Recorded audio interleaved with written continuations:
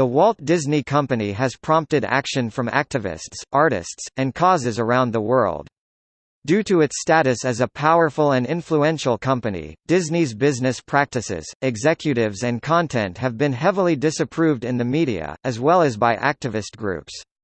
Some of Disney's various business ventures, including television networks, theme parks and product lines, have also sparked controversy among groups of consumers and media outlets.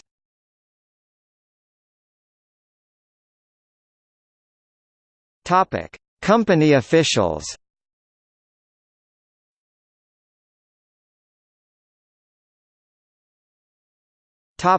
Michael Eisner. In 1977, Roy E. Disney, the son of Disney co-founder Roy O. Disney and nephew of Walt Disney, resigned as an executive due to disagreements with his colleagues' decisions at the time. As he claimed later, "I just felt creatively the company was not going anywhere interesting.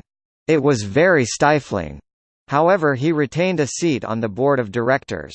His resignation from the board in 1984, which occurred in the midst of a corporate takeover battle, was the beginning of a series of developments that led to the replacement of company president and CEO Ronald William Miller, married to Walt's daughter Diane Marie Disney, by Michael Eisner and Frank Wells. Roy soon returned to the company as vice chairman of the board of directors and head of the animation department. However, Michael Eisner has been criticized for his management style. The book Disney War by James B. Stewart is an exposé of Eisner's 20-year tenure as chairman and CEO at the Walt Disney Company. Stewart describes some of the following. The struggle to get Who Framed Roger Rabbit made in time and on budget, despite the ambitions of Robert Zemeckis and Richard Williams to make the film bigger and bolder. Eisner's tension with Frank Wells before Wells's death. Eisner's friendship-turned-rivalry with Jeffrey Katzenberg. Eisner's tension with Michael Ovitz during Ovitz's short-lived presidency. The purchase of the ABC Family Channel and its content and the fallout resulting from Disney's inability to revive it. Hilary Duff's decision to quit the Disney Channel because of low salary. Financing of the film Fahrenheit 9/11. Pixar's decision not to renew its relationship with Disney. The hostile takeover attempt by Comcast. In 2003, Roy resigned from his positions as Disney vice chairman and chairman of Walt Disney Feature Animation, accusing Eisner of micromanagement, flops with the ABC television network, timidity in the theme park business, turning the Walt Disney Company into a rapacious, soulless company, and refusing to establish a clear succession plan, as well as a string of box office movie flops starting in the year 2000. On March 3, 2004, at Disney's annual shareholders meeting, a surprising 43% of Disney's shareholders, predominantly rallied by former board members Roy Disney and Stanley Gold, withheld their proxies to re-elect Eisner to the board. Disney's board then gave the chairmanship position to Mitchell. However, the board did not immediately remove Eisner as chief executive. On March 13, 2005, Eisner announced that he would step down as CEO 1 year before his contract expired. On September 30, Eisner resigned both as an executive and as a member of the board of directors, and, severing all formal ties with the company, he waived his contractual rights to perks such as the use of a corporate jet and an office at the company's Burbank headquarters. Eisner's replacement was his longtime assistant, Robert Iger.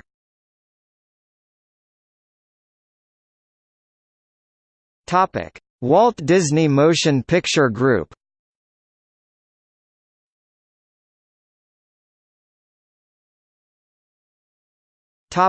Walt Disney Animation Studios.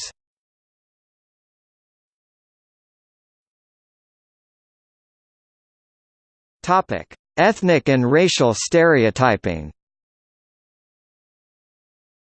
Over the years, many scholars, film critics, and parent groups have been critical of Disney for the portrayal of non-whites in a stereotypical image, which led to the speculation that Walt Disney was a racist. For example, during a story meeting on Snow White and the Seven Dwarfs, he referred to the scene when the dwarfs pile on top of each other as a expletive pile. And whilst casting Song of the South he used the term pickaninny. The supposed insensitivity Disney and some of his employees showed in many cartoons, including the short Mickey's Melodramer where Mickey Mouse dresses in blackface, the stereotypical black Bird in the short Who Killed Cock Robin, Sunflower the half-donkey half-black servant Centaurette in Fantasia, the film Song of the South which depicts an idealized version of slavery, the depiction of Native American Indians as savage in Peter Pan, the cunning and manipulative Siamese cats in Lady and the Tramp and the poor and uneducated crows in Dumbo, although in that particular instance they were made sympathetic to Dumbo's plight as they knew what it was like to be ostracized. This appears to be a moot point, however, as many similar gags and stereotypes existed in a number cartoons from other competing studios during that time, including Fleischer Studios, Metro-Goldwyn-Mayer Cartoon Studio, Walter Lantz Productions, and Warner Brothers. Cartoons. Looney Tunes and Merry Melodies director Bob Clampett, who directed the infamous Merry Melodies shorts Coal Black and De Seven Dwarfs and Tin Pan Alley Cats, claimed that additionally, despite Walt Disney's occasional slurs, he never expressed any hatred or bigotry toward other races, publicly nor privately, and the Disney studio hired several employees of all racial backgrounds including Floyd Norman, African American, Cy Young, Tyrus Wong, Iwao Takamoto, and Bob Kuwahara, Chinese, Japanese. Upon a home screening of To Kill a Mockingbird, Walt Disney quoted, "That's the kind of film I wish I could make." Similar rumors persist about Walt Disney's alleged antisemitism, in spite of the fact that the studio hired a number of Jews as animators and songwriters during Walt's lifetime, including Art Babbitt and the Sherman Brothers.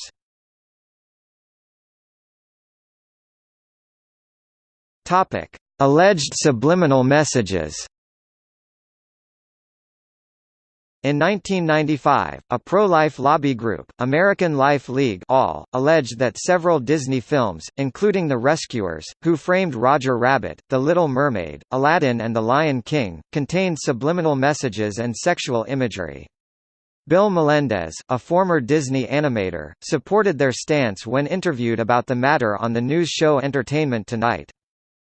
Disney's original home video releases of The Rescuers were recalled on January 8, 1999 due to the discovery of two photographs of a topless woman in the background of two frames of the movie. The offending images were removed in later VHS and DVD editions, and the Blu-ray release packed with its sequel, The Rescuers Down Under.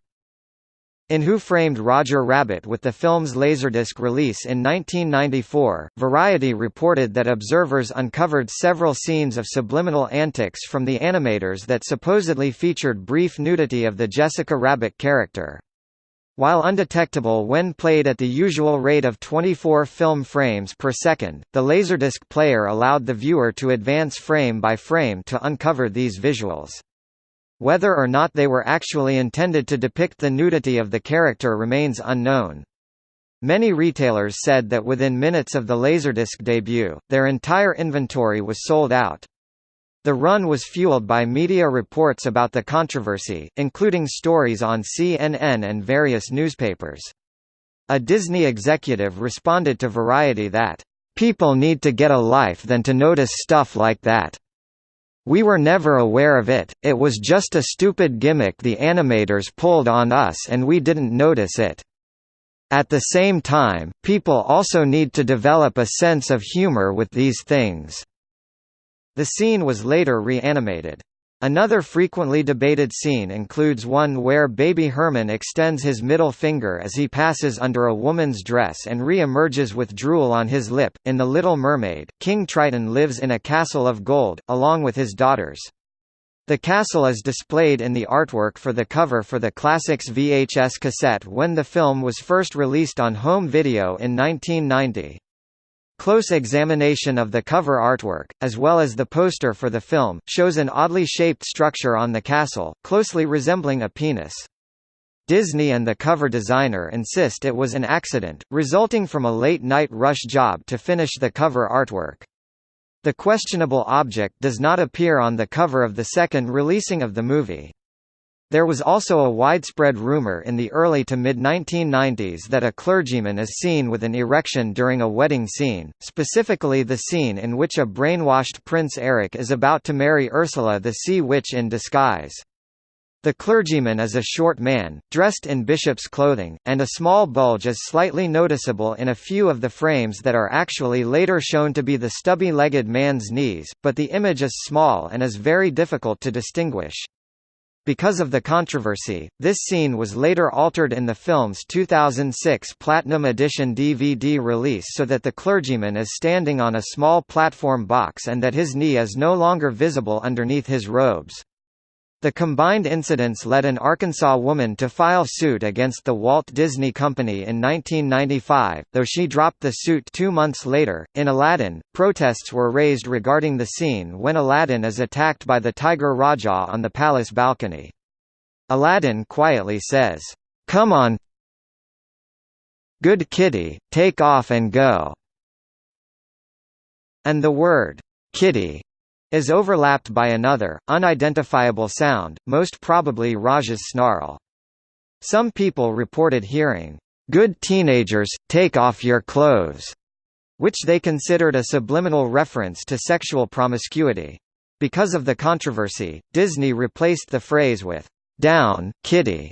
On the DVD release, the Lion King allegation was later denied by Tom Cito, a Disney animator and a writer for the film, who claimed that the letters written in the dust cloud actually spelled the initials SFX, meaning special effects. Instead, it was interpreted by people who saw the dust message as the word sex.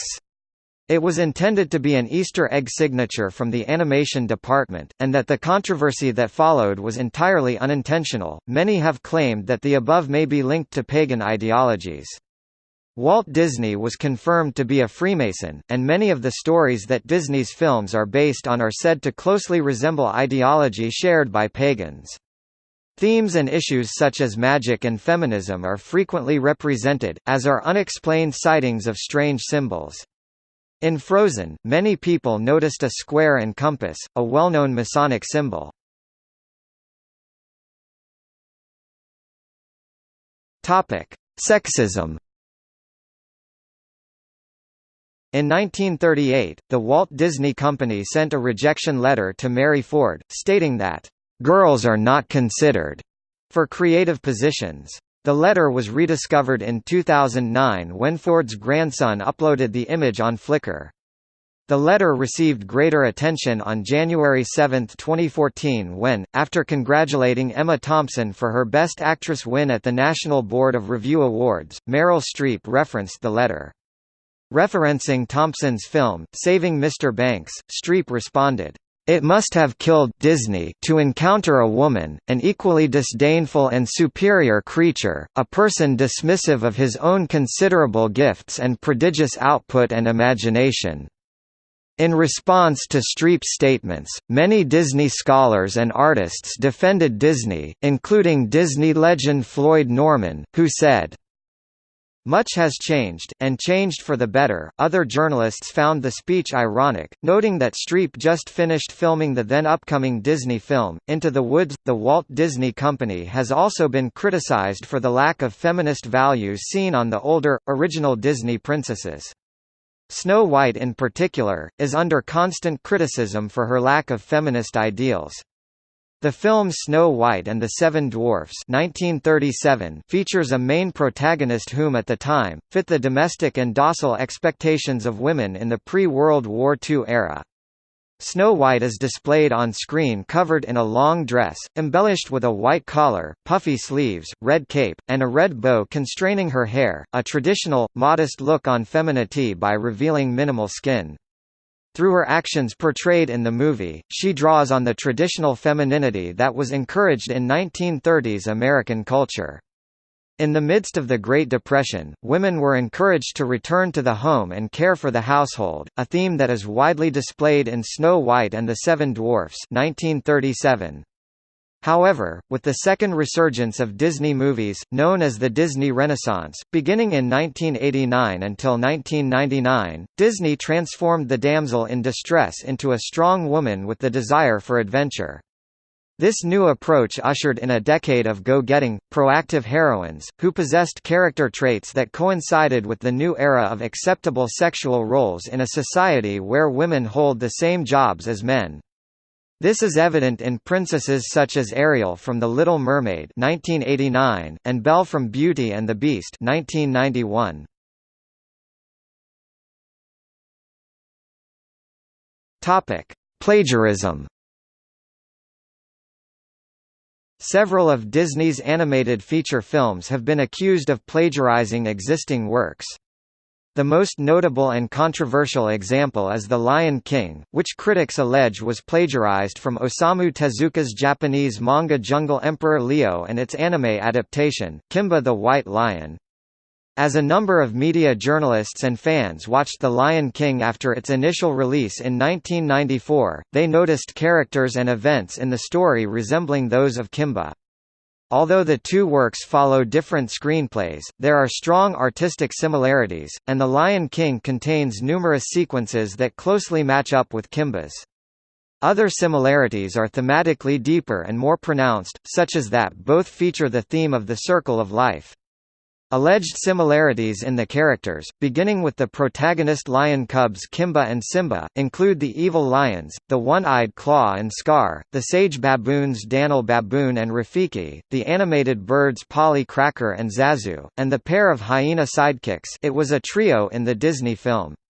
The Lion King co-director Rob Minkoff deflected criticism of similarities in the characters by stating it was not unusual to have characters like a baboon, a bird or hyenas in films set in Africa. Both films feature the protagonist looking up at cloudbursts in the shape of his father lion, as pointed out by Frederick L. Schott. The similarity is alluded to in a scene from The Simpsons episode, Round Springfield, where a parody of Mufasa, voiced by Harry Shearer, in the clouds tells Lisa Simpson, "You must avenge my death, Kimba. I mean Simba."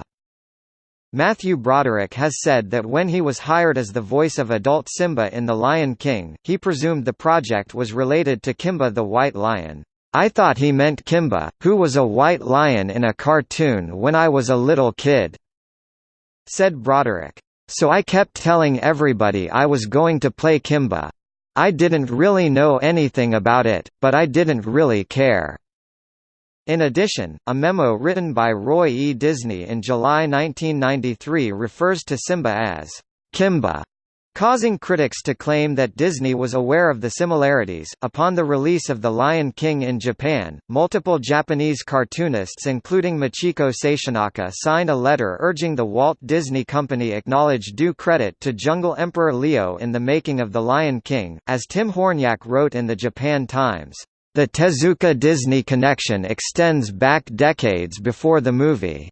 Tezuka met Walt Disney at the 1964 New York World's Fair, and Disney said he hoped to make something just like Tezuka's Astro Boy." The Lion King director Roger Allers claimed he remained unfamiliar with Kimba throughout production until his movie was nearly completed. Co-director Rob Minkoff also said he was unfamiliar with Kimba. In March 2014, animator Kelly Wilson sued Disney for plagiarism, alleging that the teaser trailer for Frozen was similar to her short film The Snowman. After 4 months of legal battling, federal judge Vince Chabria ruled in Wilson's favor, citing evidence that Disney was aware of The Snowman and the sequence of both works, from start to finish, is too parallel to conclude that no reasonable juror could find the works substantially similar. In April 2015, Chabria explained that several Pixar employees had attended the 2011 San Francisco International Film Festival, in which The Snowman was screened 4 times alongside the Pixar short Play-by-Play. In June 2015, Entertainment Weekly reported that Disney had agreed to settle the case.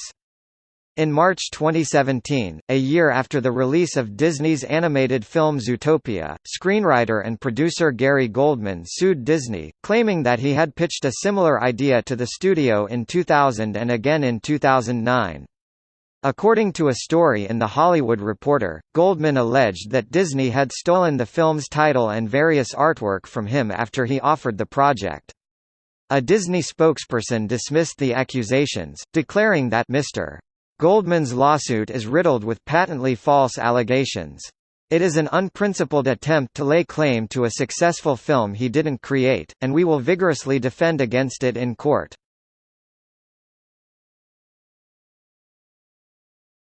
Pixar's relationship with Disney. Pixar and Disney had disagreements after the production of Toy Story 2. Originally intended as a straight-to-video release and thus not part of Pixar's 5-picture deal, the film was eventually upgraded to a theatrical release during production. Pixar demanded that the film then be counted toward the 5-picture agreement, but Disney refused. Pixar's first 5 feature films had collectively grossed more than $2.5 billion, equivalent to the highest per-film average gross in the industry. Though profitable for both, Pixar later complained that the arrangement was not equitable. Pixar was responsible for creation and production, while Disney handled marketing and distribution. Profits and production costs were split 50-50, but Disney exclusively owned all story and sequel rights and also collected a distribution fee. The lack of story and sequel rights was perhaps the most onerous aspect to Pixar and set the stage for a contentious relationship. The two companies attempted to reach a new agreement in early 2004. The new deal would be only for distribution, as Pixar intended to control production and own the resulting film properties themselves. The company also wanted to finance their films on their own and collect 100% of the profits, paying Disney only the 10–15% distribution fee. More importantly, as part of any distribution agreement with Disney, Pixar demanded control over films already in production under their old agreement, including The Incredibles and Cars. Disney considered these conditions unacceptable, but Pixar would not concede. Disagreements between Steve Jobs and then Disney chairman and CEO Michael Eisner made the negotiations more difficult than they otherwise might have been. They broke down completely in mid-2004, with Jobs declaring that Pixar was actively seeking partners other than Disney. Pixar did not enter negotiations with other distributors.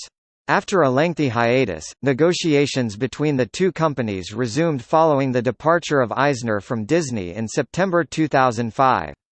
In preparation for potential fallout between Pixar and Disney, Jobs announced in late 2004 that Pixar would no longer release movies at the Disney-dictated November time frame, but during the more lucrative early summer months. This would also allow Pixar to release DVDs during the Christmas shopping season.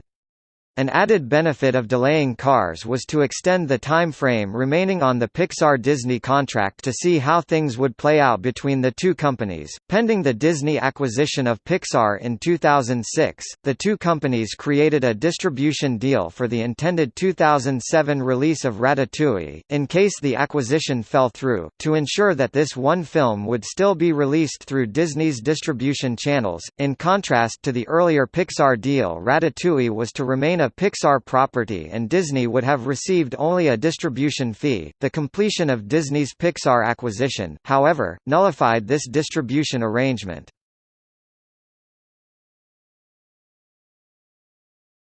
Topic: Miramax and handling of foreign films. Miramax has come under criticism for its editing, dubbing, and replacing the soundtracks of various foreign films it releases. One notable example is Iron Monkey, which though released subtitled, had its subtitles altered to remove the political context of the story, had scenes trimmed and changed for violence and pacing, and had the soundtrack changed, removing the famous Wong Fei Hung theme. Other films that they have altered in this way include Shaolin Soccer, Farewell My Concubine theatrical release, The Thief and the Cobbler and Jet Li's Fist of Legend. Peter Biskind's book Down and Dirty Pictures details many of Weinstein's dishonest dealings with filmmakers. Under the Weinsteins, Miramax had a history of buying the rights to Asian films, only to sit on them without releasing them for some years. One example of this is Hero, a 2002 Chinese martial arts film. It languished in Miramax's vaults for 2 years before it was salvaged with the intervention of Quentin Tarantino. Another example is Tears of the Black Tiger, a Thai film originally released in 2000. After changing the ending of the film, Tears of the Black Tiger sat in Miramax's vaults for 5 years until its rights were purchased by Magnolia Pictures in 2006. The "no cuts" policy was highlighted when Miramax co-chairman Harvey Weinstein suggested editing the Japanese anime film Princess Mononoke to make it more marketable. In response, Toshio Suzuki, a producer at Studio Ghibli, sent an authentic katana with a simple message, "No cuts."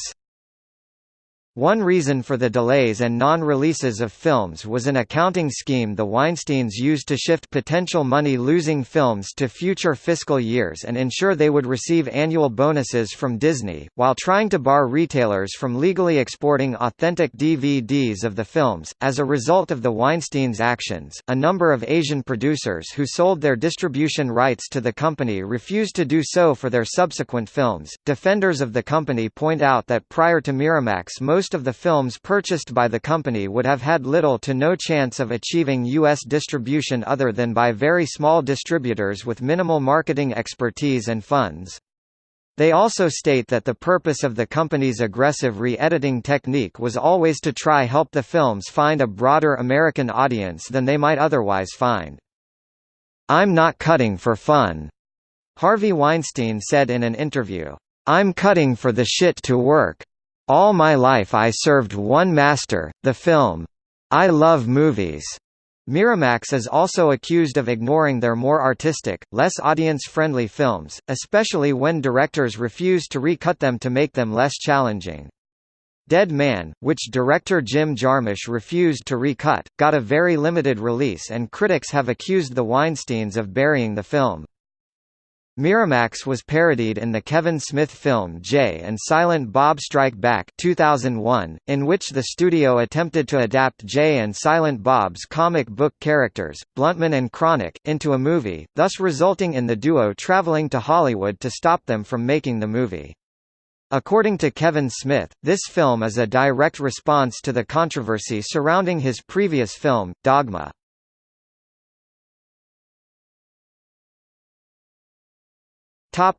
Disney ABC Television Group. American Broadcasting Company. On February 9, 1996, the Walt Disney Company acquired Capital Cities, ABC, and renamed the broadcasting group ABC, Inc., although the network also continues to use American broadcasting companies, such as on TV productions it owns. ABC's relationship with Disney dates back to 1953, when Leonard Goldenson pledged enough money so that the Disneyland theme park could be completed. ABC continued to hold Disney notes and stock until 1960, and also had first call on the Disneyland television series in 1954.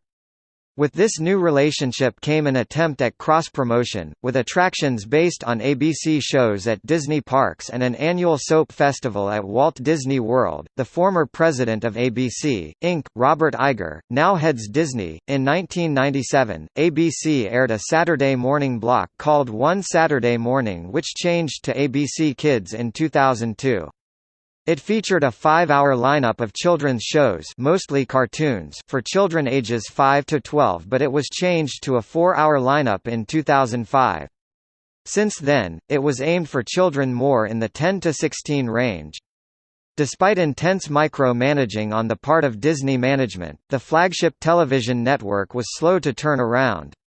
In 1999, the network was able to experience a brief bolster in ratings with the hit game show Who Wants to Be a Millionaire. A new national phenomenon, Survivor, on CBS persuaded the schedulers at ABC to change Millionaire's slot over to the Wednesday time slot at 8 o'clock to kill Survivor before it got a ratings hold. The first results were promising for CBS, they lost by only a few ratings points. ABC tried to keep the strength running, so they tried an unprecedented strategy for Millionaire by airing the show 4 times a week during the next fall season, in the process overexposing the show, as it appeared on the network sometimes 5 or 6 nights during a week. ABC's ratings fell dramatically as competitors introduced their own game shows and the public grew tired of the format. Alex Wallau took over as president in 2000. Despite the repeated overexposure of Millionaire and its switch to syndication, ABC continued to find some success in dramas such as The Practice, which gave birth to a successful spin-off, Boston Legal, in 2004, Alias, and Once and Again. ABC also had some moderately successful comedies including The Drew Carey Show, Spin City, Dharma and Greg, According to Jim, My Wife and Kids and George Lopez. Still, one asset that ABC lacked in the early 2000s that most other networks had was popularity in reality television. ABC's briefly lived reality shows Are You Hot? And I'm a Celebrity. Get Me Out of Here proved to be an embarrassment for the network. By end of the 2003–2004 television season, ABC slumped to fourth place, becoming the first of the original Big Three networks to fall into such ratings. ABC Daytime. When Megan McTavish returned as head writer of All My Children in July 2003, she faced criticism for a story that depicted the rape of a lesbian character, Bianca Montgomery. The show also faced opposition to its story of a transgender character in 2006. ABC Daytime scrapped a storyline on One Life to Live which was to depict a school shooting rampage the day the Virginia Tech massacre occurred on April 17, 2007. The Writers Guild of America East filed arbitration suits against ABC Daytime, claiming that they violated the strike termination agreement by retaining replacement writers, those who choose financial core status, who filled in during the strike on All My Children instead of bringing back the writers who had been on strike. The ABC network as a whole has been criticized for the cancellations of both One Life to Live and All My Children as well as the near cancellation of its remaining soap opera General Hospital. The strike termination agreement does not allow the retention of replacement writers in lieu of allowing striking writers to return to their jobs. ABC Daytime are clearly violating this agreement, said Ira Cure, senior counsel for the WGA East, in a statement. They have left us no other option but to file arbitrations to ensure that our members will be afforded their rights outlined under this agreement. Broadcasting and Cable, arbitration suit against ABCD in December 2008. Soap Opera Weekly, Soap Opera Digest critic Marlena Delacroix called ABC Daytime a chauvinistic hellhole. In August 2009, Franz announced that the production of All My Children would move from New York City to Los Angeles by the end of the year.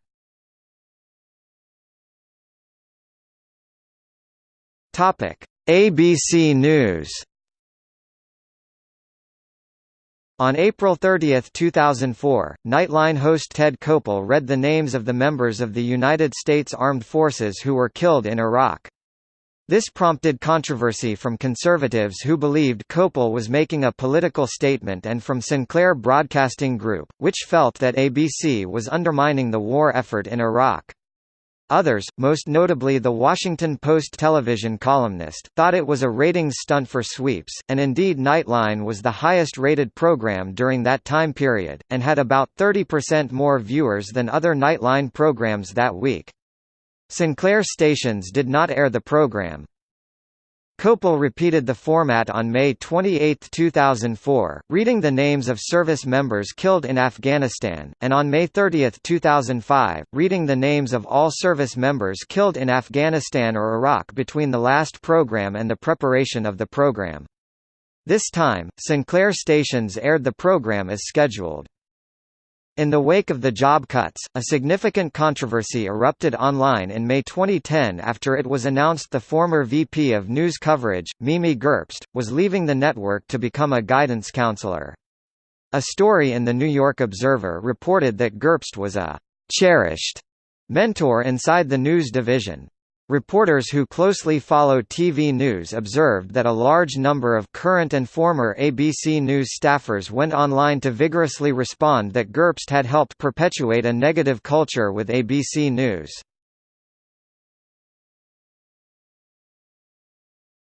The path to 9/11.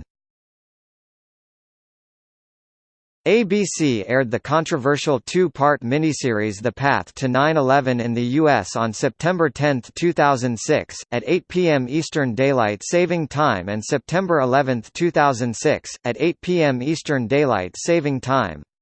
The extensive pre-broadcast controversy over the film has included disputes over the accuracy of its dramatization of key events, as well as calls by historians and from former Clinton and Bush administration officials for ABC to re-edit part of the film or not broadcast it at all.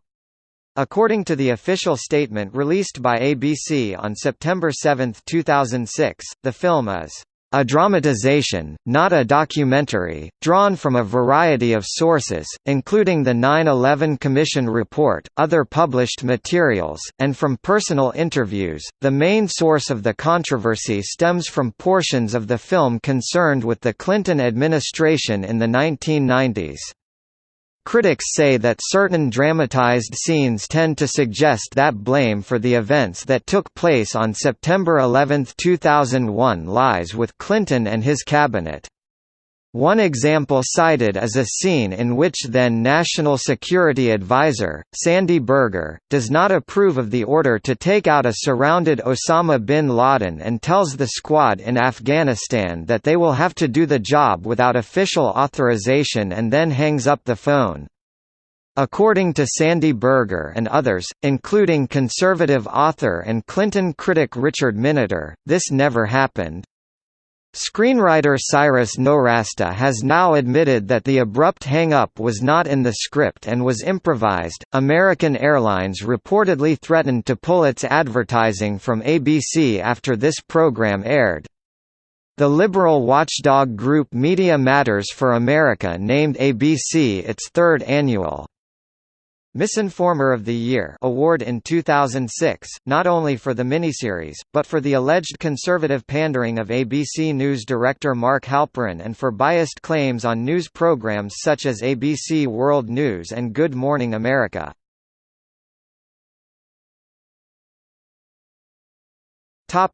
Alexis Debat. Alexis Debat, a consultant for ABC for years and also a writer for The National Interest, resigned from ABC in June 2007 after the broadcasting company discovered that he did not have a PhD from the Sorbonne as he pretended. Furthermore, in September 2007, the French news media Rue 89 revealed that he had made at least 2 bogus interviews, one of Barack Obama and another of Alan Greenspan, both published in the French magazine Politique Internationale. This in turn also led to his resignation from The National Interest. Debat had specialized in reports on terrorism and national security for the past 6 years, writing, for example, on the Jundallah Balochi and Sunni organization. ABC contract dispute affecting WABC-TV and WPVI. On March 2, 2010, WABC-TV in New York along with Philadelphia sister station WPVI carried in Mercer, Monmouth and Ocean counties stated that they would pull their programming from Cablevision on March 7, 2010 at midnight, unless a new payment structure was implemented for its network programming. Cablevision responded by citing WABC-TV and WPVI's free, over-the-air accessibility. Cablevision spokesman Charles Schuler stated, "It is not fair for ABC Disney to hold Cablevision customers hostage by forcing them to pay what amounts to a new TV tax." The removal of both stations occurred on the weekend of the 82nd Academy Awards, which was scheduled to be one of ABC's largest yearly specials, and was projected to cause a devastating blow to advertisers for the Oscars and to Cablevision itself. On Sunday, March 7, 2010 at 12:01 a.m. Eastern Time, both WABC and WPVI were removed from Cablevision, leaving a black screen in their place, confirming the rumors that if a deal with Cablevision and ABC was not reached by midnight, the network and other Disney-owned channels would go off the air. Cablevision began looping a public service announcement on each affected channel and forcing all of its customers set-top boxes to channel 1999, which was looping the same announcement, much like was done when Scripps networks pulled their cable channels programming. Besides providing certain details of the disagreement, they stated that ABC shows could be watched online through TV websites such as Hulu.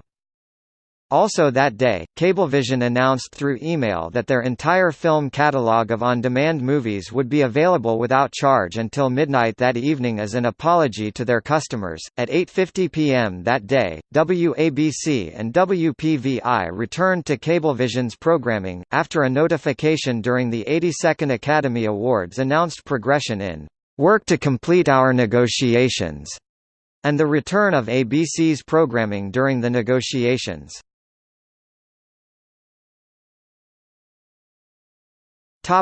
Freeform.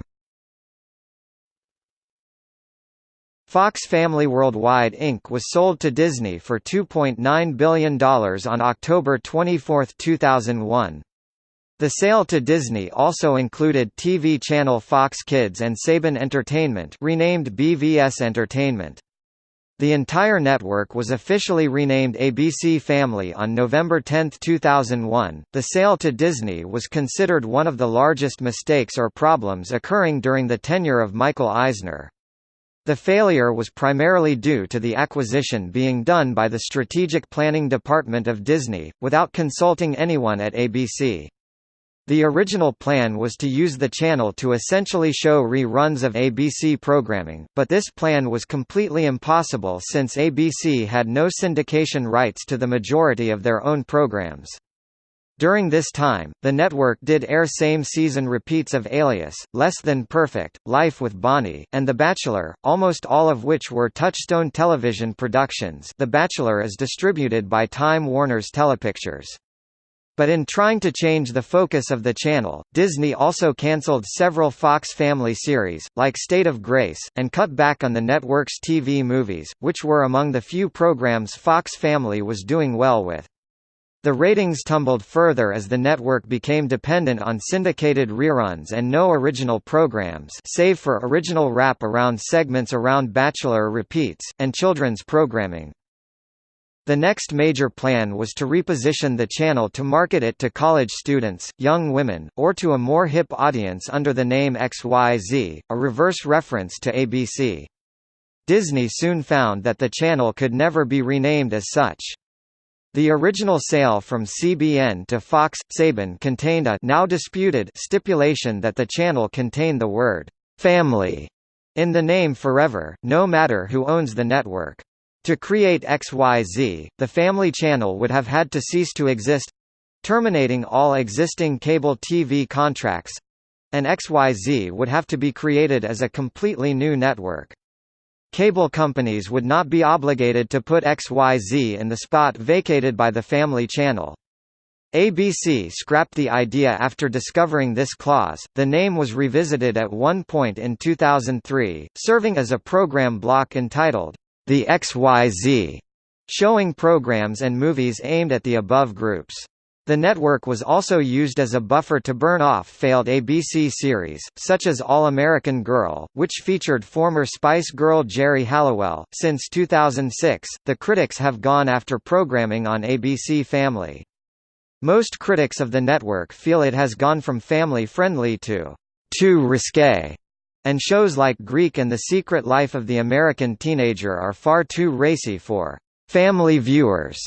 Critics feel the executives at ABC Family are only after viewership numbers and are unconcerned about showing younger generations in questionable scenarios in series and film. The main focus of criticism is on teenage pregnancy or underage drinking. It should be noted that despite the channel's name including the word family, the channel's programming content standards had changed several years earlier after the sale of the channel by International Family Entertainment, and the channel had been airing even some acquired series and movies that contain profanity, violence and sexual content or dialogue after the sale, particularly since being purchased by the Walt Disney Company. ABC Family did air parental advisory tags at the beginning of some TV-14 rated programs, such as That 70s Show and some episodes of The Secret Life of the American Teenager. In 2015, a survey revealed that viewers who only watched the channel occasionally thought that the channel was entirely family-friendly. As a result, the channel was rebranded as Freeform on January 12, 2016. This change was made in order to establish the network as a general entertainment channel. Despite this, family-oriented shows and movies continue to air on the network.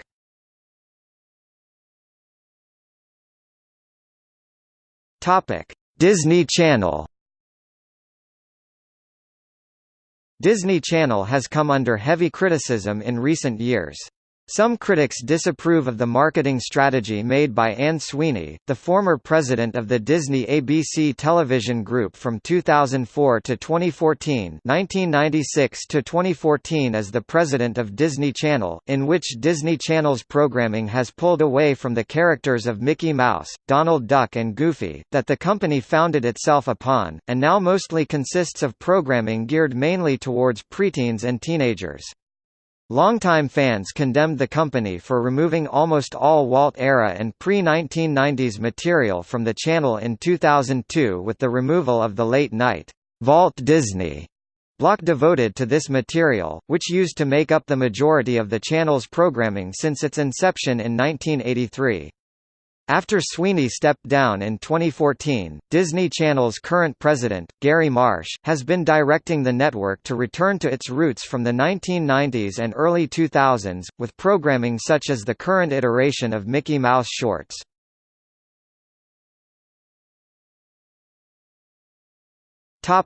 ESPN. Criticism of ESPN is mostly concerning the journalistic standards of the network versus the entertainment division. One such event came in 2010 when ESPN gave 1 hour of time, and the advertising money that goes with it, to NBA superstar LeBron James so he could announce where he would play during the 2010-11 NBA season. This program was called The Decision and received criticism because ESPN ceded control of the hour to an outside source, and the person doing the interview was Jim Gray, who was not an ESPN employee. This is in addition to the hours of hype preceding the special, which was in the form of a 3-hour SportsCenter telecast. There was a Texas Tech scandal, which involved ESPN college football analyst Craig James. Through James, ESPN used its power to get head coach Mike Leach fired because of how James's son, Adam, was treated following a concussion. ESPN has also been accused of overpaying for sports broadcasting rights, and that Wall Street analysts have raised concerns that this could be a major drain on Disney as a whole, since the amount of money that can be recuperated from retransmission consent fees and advertising is limited. Disney still profits from the ESPN division, but as of 2015 was cutting the network's higher-priced content to ensure long-term profitability. In October 2015, ESPN laid off about 300 employees, citing the rights costs combined with the increasing trend of cord cutting.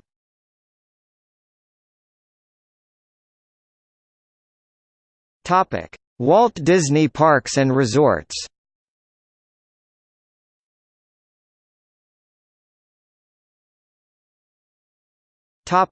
Disneyland Resort.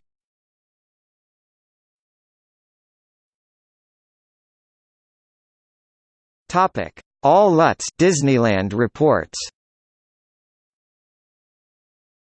All Lutz, who has written about Disney since the 1990s, often writes about a perceived decline in value and quality at Disney's theme parks, chiefly Disneyland and the neighboring park that opened in 2001, Disney California Adventure Park. Much of his criticism was directed at Paul Pressler, the one-time president of Disneyland who later was named chairman of Walt Disney Parks and Resorts, and Cynthia Harris, Pressler's successor as Disneyland's president. From 1996 to 2002, Lutz maintained a set of sarcastic web pages called Promote Paul Pressler, whose stated goal was getting current Disneyland Resort president Paul Pressler promoted to a new job somewhere else within the Walt Disney Company. Lutz's July 2006 report on the alleged antics of Lindsay Lohan during a private party held at Disneyland for her 20th birthday drew a rebuke from a representative for the actress, who said reports of bad behavior were "complete bull." This report brought Lutz's website, Miscellaneous, briefly into the spotlight, and established Lutz as a Disney watchdog in the mainstream media. In late 2007, mainstream media outlets including The New York Times, The Los Angeles Times, The Associated Press and foreign newspapers referenced claims made in two of Lutz's columns.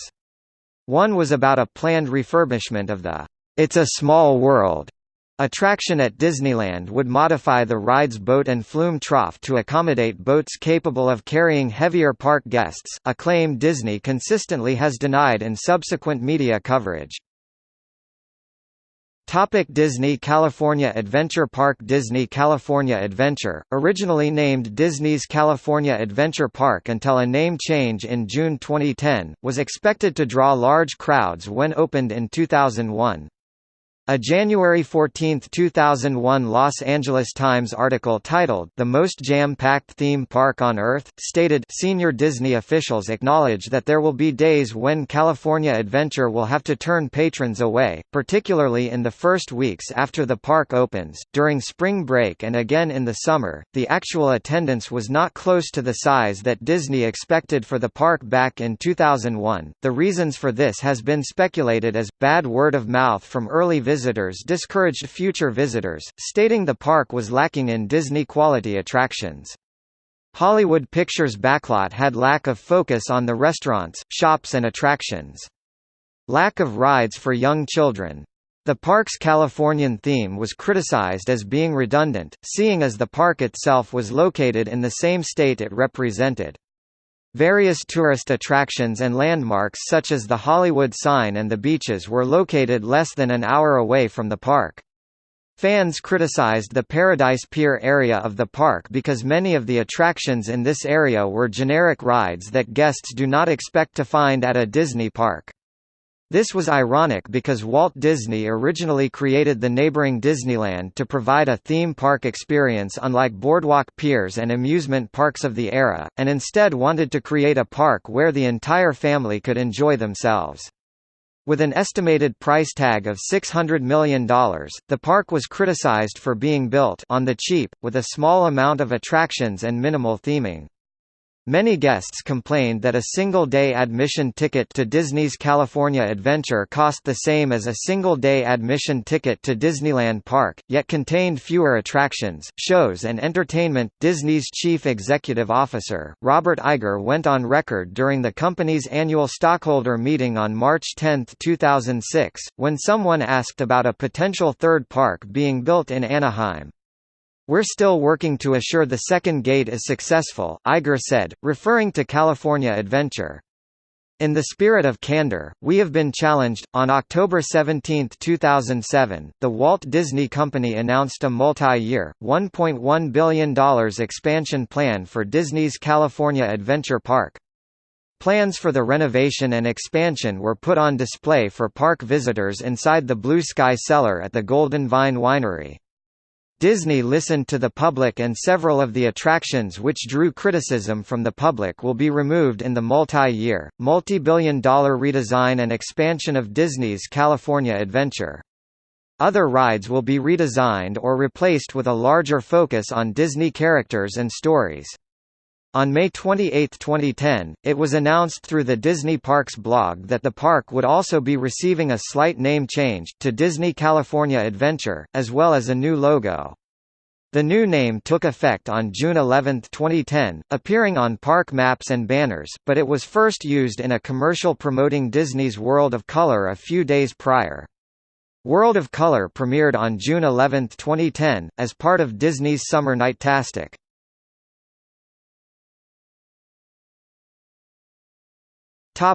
Walt Disney World Resort.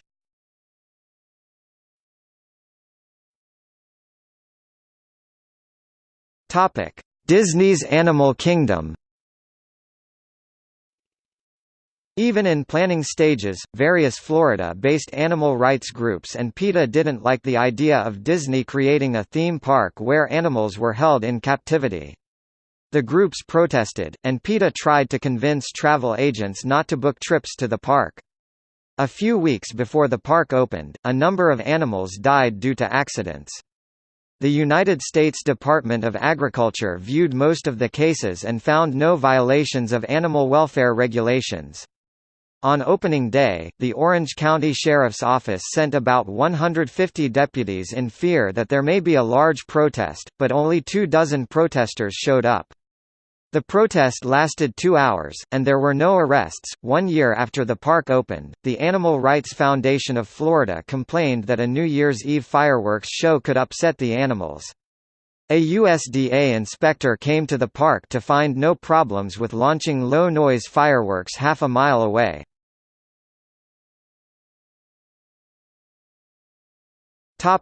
Disney's Wide World of Sports complex. A former baseball umpire and an architect alleged that they approached the Walt Disney Company in 1987 with plans for a sports complex, and that Wide World of Sports, which opened 10 years later, was heavily based on their designs. Disney claimed that, while the designs had some similarities, the complex was also similar to numerous other sporting facilities, and the concept of a sports park was too generic for any one group to claim ownership. The two men, represented in part by noted attorney Johnny Cochran, sued Disney in Orange County Civil Court.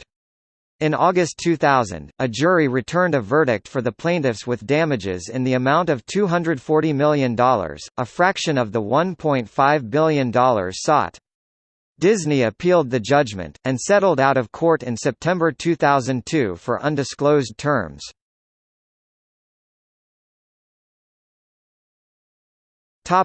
Walt Disney World College Program. The Walt Disney World College Program is a U.S. national internship program operated by the Walt Disney Company, located at the Walt Disney World Resort. The Walt Disney World College Program recruits students 18 years and older and all majors for a semester-long paid internship program working at the Walt Disney World Resort. Critics argue that Disney is using the program as a source of cheap labor, as interns do the same work as veteran employees, but at a significantly lower pay rate. In late 2007, a permanent cast member ran for president of the local union in Orlando, part of his platform intended to get rid of the Disney College program, claiming that the program imports thousands of low-wage earners every year to work for Disney, depressing the local employment market and keeping wages down. Disney responded that the program is beneficial in the recruitment of cast members and that 8,000 workers out of 62,000 do not greatly impact operations. It has been criticized also for its lack of union representation and denial of insurance benefits by the company.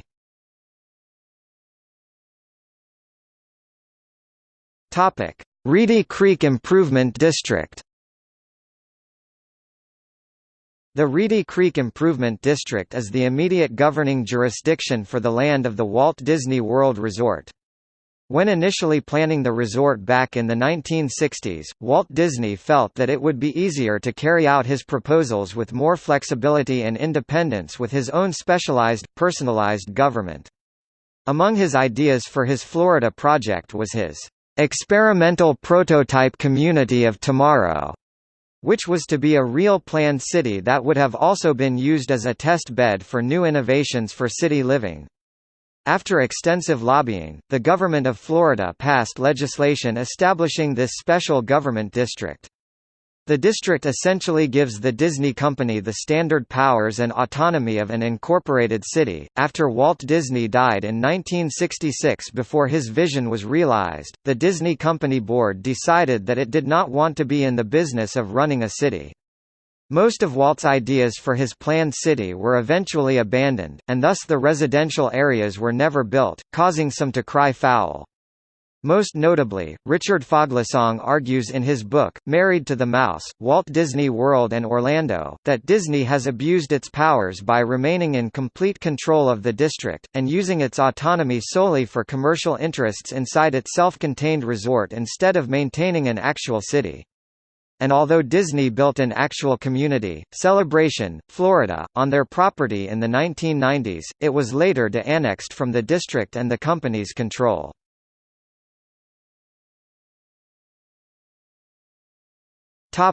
Disneyland Paris. In May 1992, entertainment magazine The Hollywood Reporter reported that about 25% of Euro Disney's workforce—approximately 3,000 men and women—had resigned their jobs due to unacceptable working conditions. It also reported that the park's attendance was far behind expectations. Euro Disney SCA, the company that operates Disneyland Paris, responded in an interview with The Wall Street Journal, in which the company's president, Robert Fitzpatrick, claimed only 1,000 people had left their jobs. In response to the financial situation, Fitzpatrick ordered that the Disney MGM Studios Europe project would be put on hiatus until a further decision could be made. Prices at the resort's hotels were also reduced significantly. Despite these efforts, in May 1992 daily park attendance was around 25,000. Some reports give a figure of 30,000 instead of the predicted 60,000. Euro Disney's stock price spiraled downwards, and on July 23, 1992, the resort announced an expected net loss in its first year of operation of approximately 300 million French francs. During Euro Disney's first winter, hotel occupancy was such that it was decided to close Disney's Newport Bay Club Hotel for the season. Initial hopes were that each visitor would spend around $33 per day, but near the end of 1992, analysts reckoned spending to be around 12% lower. Efforts to improve attendance included serving alcoholic beverages with meals inside the Euro Disneyland theme park, in response to a presumed European demand, which began June 12, 1993. In January 1994, Sanford Litvak, an attorney from New York City and former Assistant Attorney General during the Jimmy Carter presidency, was assigned to be Disney's lead negotiator regarding Euro Disney's future. On February 28, Litvak made an offer without the consent of Eisner or Frank Wells to split the debts between Euro Disney creditors and Disney. After the banks showed interest, Litvak informed Eisner and Wells. On March 14, the day before the annual shareholders' meeting, the banks capitulated to Disney's demands. The creditor banks bought $500 million worth of Euro Disney shares, forgave 18 months of interest and deferred interest payments for 3 years. The Walt Disney Company invested $750 million into Euro Disney and granted a 5-year suspension of royalty payments. In June that same year, Saudi Arabian Prince Al-Walid bin Talal bin Abdulaziz Al Saud cut a deal whereby the Walt Disney Company bought 51% of a new $1.1 billion share issue, the rest being offered to existing shareholders at below market rates, with the prince buying any that were not taken up by existing shareholders up to a 24.5% holding. Walt Disney Studios Park, which was built in a desperate and rushed attempt to increase the resort's attendance, was also criticized for its lackluster theming, lack of quality attractions and bland environment since opening. It was also Disney's smallest and least attended theme park.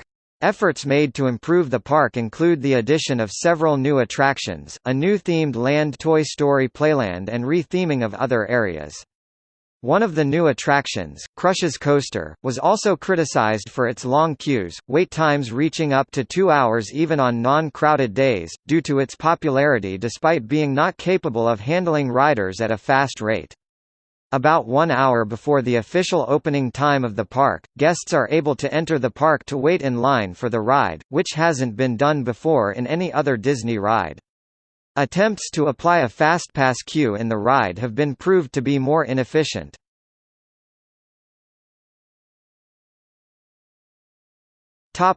Hong Kong Disneyland Resort.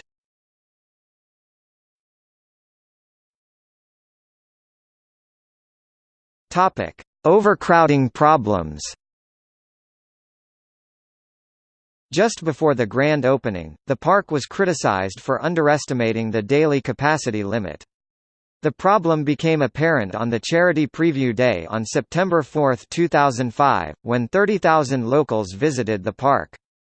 This event turned out to be a disaster, there were too many guests. Wait times at fast food outlets were at least 45 minutes in length, and wait times at rides were 2 hours in length.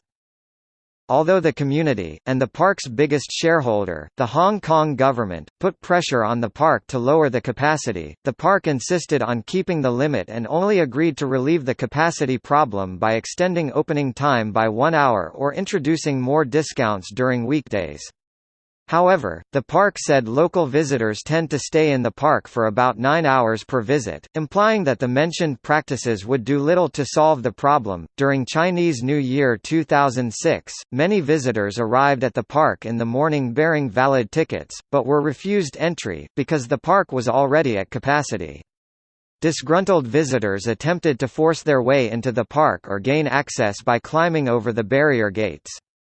Disneyland management was forced to revise their ticketing policy and designated future periods close to Chinese public holidays as special days, during which admission would only be allowed through a date-specific ticket. Topic: Food Safety Panel. Officers from the Food and Environmental Hygiene Department, who were asked by Disney staff to take off their badges and caps in order to enter the park, left park visitors feeling very uneasy. The officers investigated a food poisoning case in the park's restaurants. The chairman of LegCo's Food Safety Panel, Fred Lee, described the incident as shocking, and called on the director of the department to take follow-up action against Disney. Hong Kong Disneyland says what happened was inappropriate and has apologized for the incident. The Secretary for Justice has since said that the government did not have enough evidence to make a prosecution, thus dropping the case. Topic: Fingerprinting. As at other Disney theme parks, visitors to Hong Kong Disneyland have their finger biometrics scanned at the entry gate. Visitors are not warned of the policy beforehand.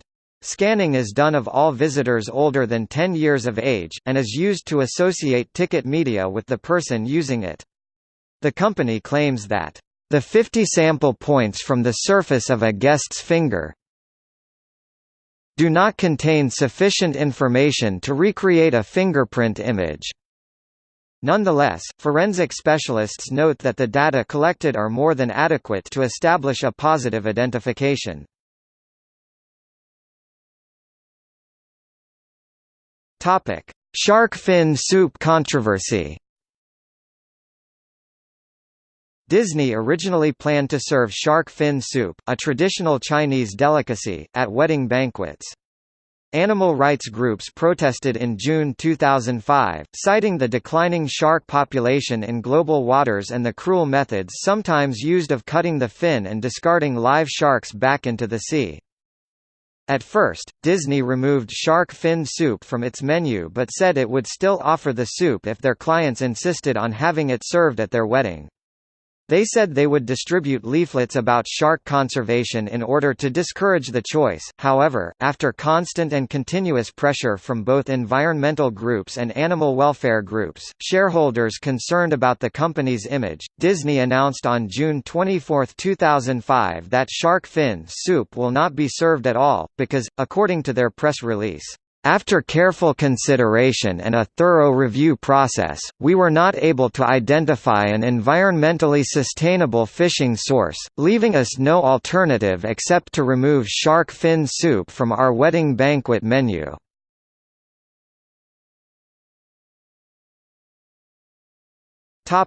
Other controversies. Fish around Ma Wan died as a result of land reclamation. The official size of the entire development as released by the government was 1.26 square kilometers. Furthermore, the size of the first phase was reported to be only 700,000 square meters. However, the area of just the Disneyland theme park portion is estimated to be between 152,100 and 187,200 square meters. If it accommodates a maximum capacity of 34,000 visitors, the area per visitor would be 2.5 square meters. The commercial area is divided into Theme Park, 325,700 square meters. Hotels, 165,300 square meters. Parking and Transit Hub, 171,900 square meters. Inspiration Lake, 300,000 square meters. Topic: Disney's PhotoPass. Disney's PhotoPass is a professional photography service offered at Disney theme parks, water parks, and resorts.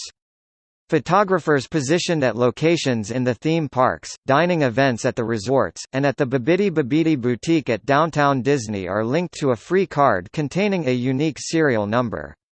Guests can view or purchase PhotoPass pictures at locations in the parks, generally near the park entrance, or online by registering the card's number. Customers have complained about the difference in advertised prices, particularly of photo CD products, and the actual cost. Disney has responded that advertised specials apply only to products purchased at the parks and do not apply to the website.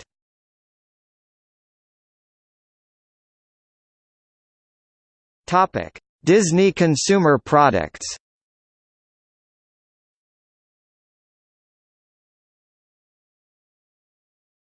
Topic: Disney Princess. On December 24, 2006, Peggy Orenstein published, "What's Wrong with Cinderella?" in The New York Times. In her article, Orenstein discussed her concerns about the effects of princess figures on young girls. Orenstein used the Disney princesses specifically to present many of her points. Orenstein also noted the pervasive nature of princess-related merchandise and that every facet of play has its princess equivalent. Other sources have also voiced concern that the franchise could possibly give young girls the wrong message.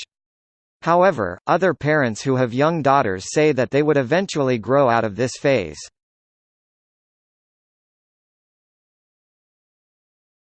Topic: Disney villains. The majority of Disney's villain characters are regarded as being age 55 or older. A study from Brigham Young University reviewed 70 years of Disney films, and discovered that 42% of the 93 characters reviewed reinforced negative stereotypes of elderly people by portraying those characters as evil, grumpy or sinister. The conclusion was that Disney was influencing children to have preconceived notions about all older adults.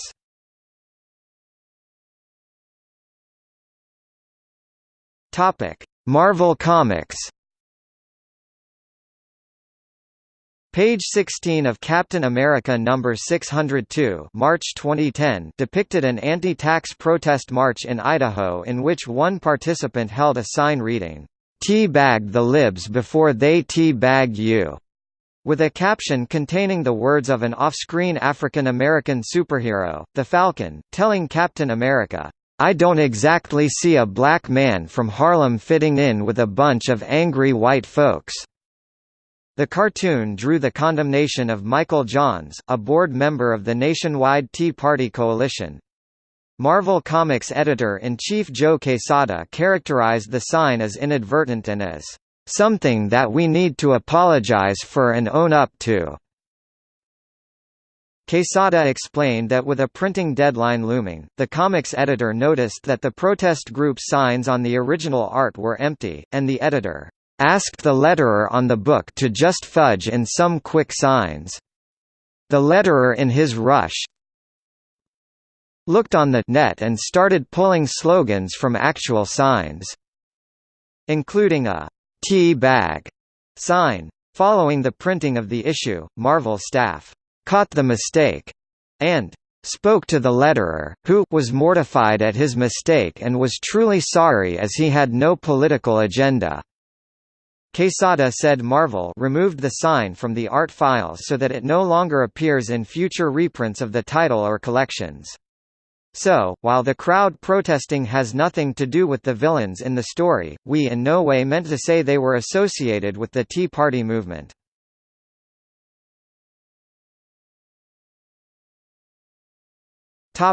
Acquisition of Marvel Entertainment.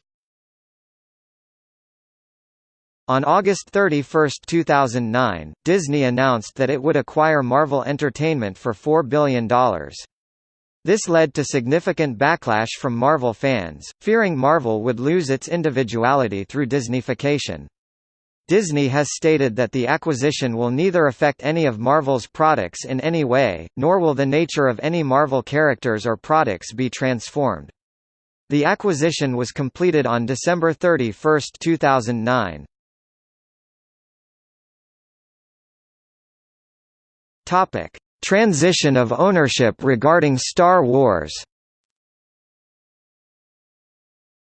On December 21, 2012, Disney acquired Lucasfilm and, as a result, the rights to the Star Wars franchise, Skywalker Sound and Industrial Light and Magic as a subsidiary for the price of $4 billion. Lucasfilm and Star Wars in general were evaluated to decide upon how each area was to be approached.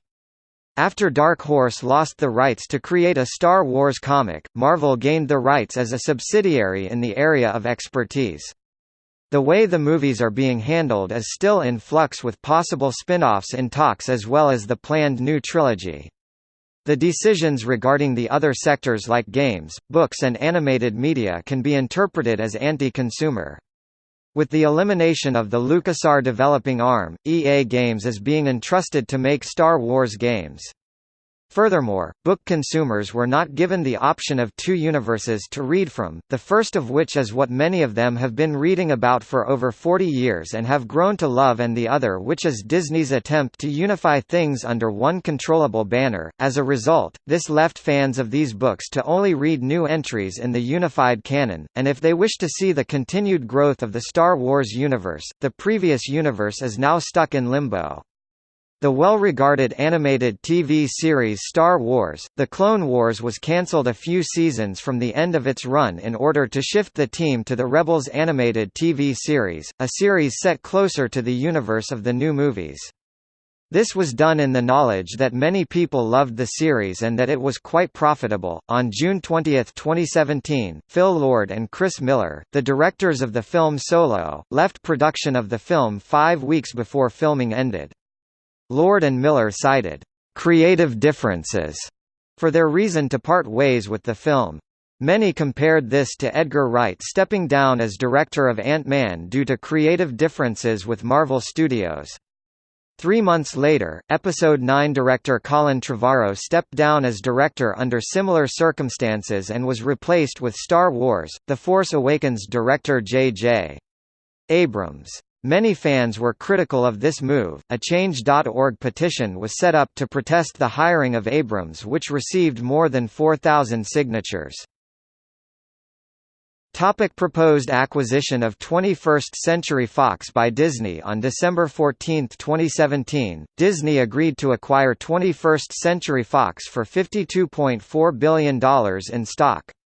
Under the terms of the agreement, Disney will acquire the 20th Century Fox film and TV studios and related assets, cable networks including FX Networks, Fox Sports Regional Networks, Fox International Channels, Indian satellite TV group Star India, and stakes in National Geographic Partners, Hulu, UK-based satellite TV group Sky plc, and other assets. Prior to the completion of the deal, Fox will spin off its news and broadcast businesses, including Fox News, Fox Business, FS1, FS2, Fox Deportes, the Big Ten Network, and the broadcast business, which Disney will not be acquiring. This merger has been subject to widespread criticism among critics, consumers, and businesses due to antitrust concerns. One of the biggest concerns is that unlike Disney's acquisition of Pixar, Marvel Entertainment, and Lucasfilm, the Disney-Fox deal is a horizontal integration which a company owns a direct competitor in contrast to a vertical integration which two companies operate different stages for a specific finished product like the mergers of AT&T Time Warner and Comcast NBC Universal. Given Disney's already powerful box market shares, a combined Disney-Fox would give it a 39% theatrical market share and would strengthen Disney's already leveraging power over theater owners in its favor without regard to the negative effects on their businesses.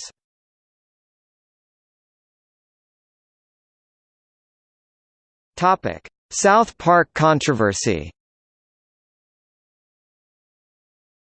The Jonas Brothers are parodied in South Park episode entitled, The Ring, and play a prominent role in the episode's plot.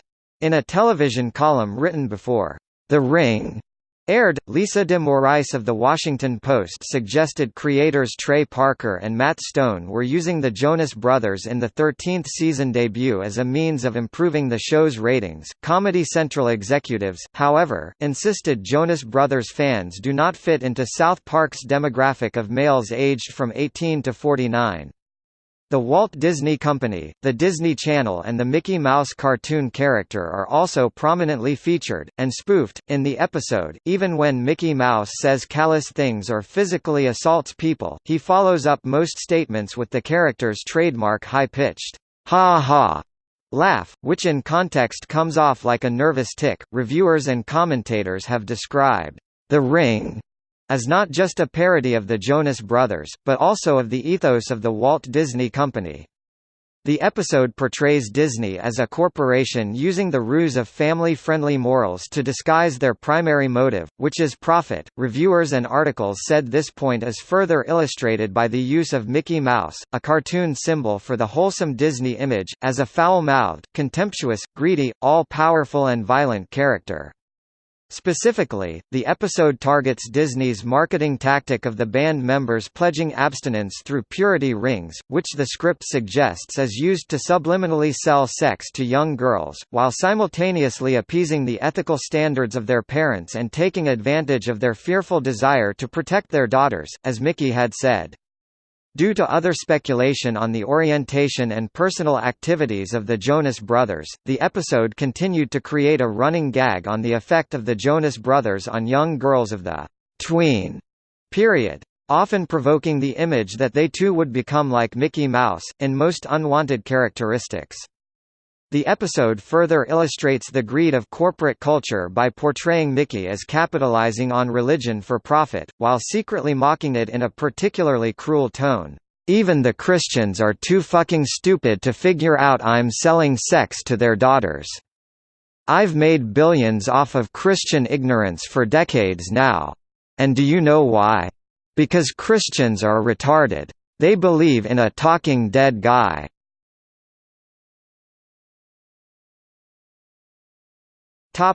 Collusion to replace employees with H-1B holders. In January 2016, lawsuits were filed against Disney, HCL Technologies and Cognizant alleging the companies colluded to bring in holders of H-1B visas to replace American workers, thereby breaking the law. The lawsuits were filed by two former employees who filed a separate but similar complaint, both seeking class action status. This is the first lawsuit filed against both the former employer and the outsourcing companies, alleging that the companies involved collaborated intentionally to displace Americans and replace them with foreign workers. In October 2016, federal judge Gregory A. Presnell of the United States District Court in Orlando has dismissed the lawsuit, stating, "None of the allegedly false statements put at issue in the complaint are adequate."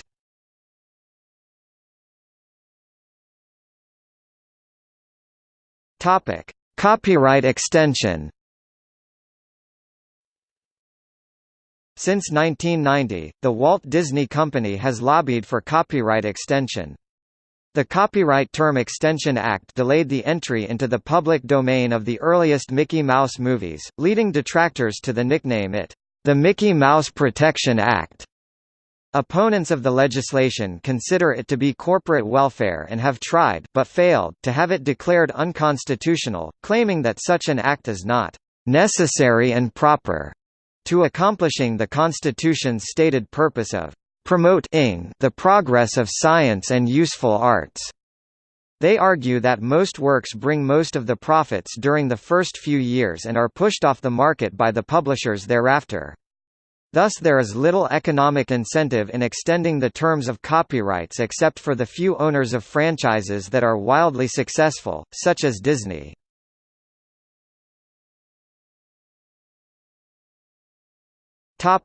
Miscellaneous criticisms and complaints. In August 2014, Disney and Disney English were sued in an American court for subjecting workers, young children and infants to highly polluted air in classrooms, resulting in illness. Disney chose to settle out of court. Religious welfare groups, such as the Catholic League, have spoken out against the release of material which they and others found offensive, including vehement protests of the Miramax films Features Priest (1994) and Dogma (1999). Disney pushed back the release date for Dogma due to the controversy surrounding the movie, and eventually sold the distribution rights to Lionsgate Films. The ABC show Nothing Sacred, about a Jesuit priest, a book called Growing Up Gay published by Disney-owned Hyperion Press, the unofficial annual gay and lesbian days at Disney theme parks, and similar issues spurred boycotts of Disney and its advertisers by the Catholic League, the Assemblies of God, and other conservative Christian groups.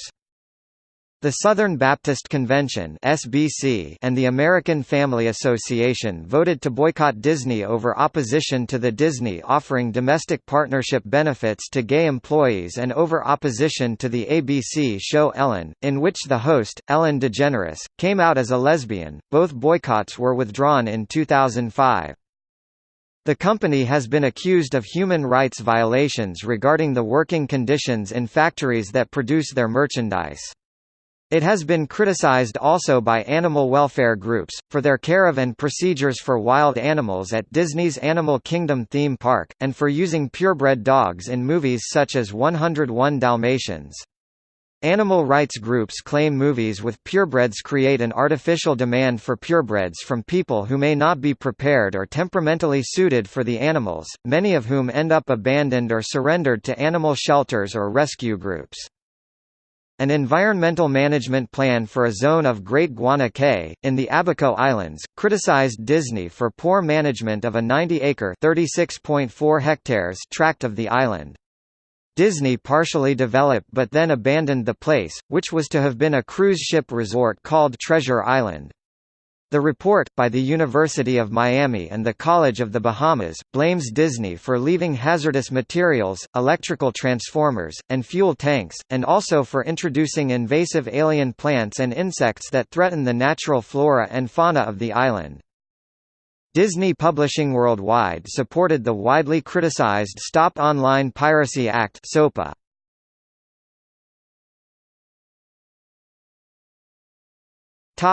See also: